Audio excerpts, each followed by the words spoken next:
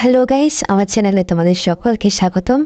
আজকে আমি বানাতে যাচ্ছি একটা অল হ্যাঙ্গিং, যেটা ভিডিও করতে আমি বলে গেছিলাম, তবুও যতটুকু পারি তোমাদের শেয়ার করব।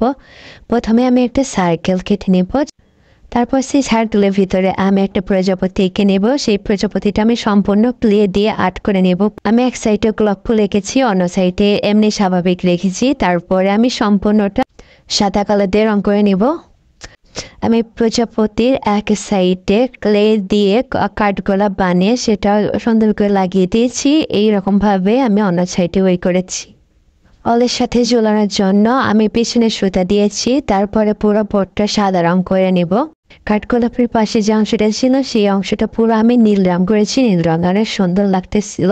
প্রজাপতি ছিল সারা মাঝখানে আমি গোলাপি রং অ্যাপ্লাই করেছিলাম। তারপরে পাতাগুলো আমি সবুজ কালার রং দিয়ে করে নিয়েছি এবং কাঠগোলাপের মাঝখানে একটু হলুদ বর্ণের টাচ দিয়েছি।